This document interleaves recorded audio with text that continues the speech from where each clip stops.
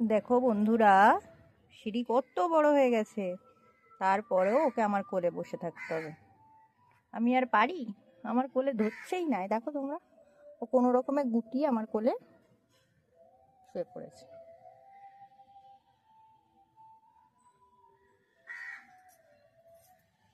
ওই রে মা, ওঠ ওঠ।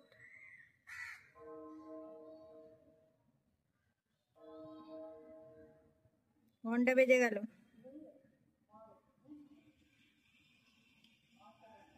চলো। কই কই, হ্যাঁ এই তো মুখটা দেখা যাচ্ছে মায়ের। এই তো, এই তো শুয়ে আছো মা? কই মা, মুখটা দেখি। সিঁড়ি, উঠে পড়ো উঠে পড়ো, চলো চলো, ওঠো ওঠো ওঠো। এই দেখো বন্ধুরা, সেই আমার কোলে বসে গেছে গুটিয়ে।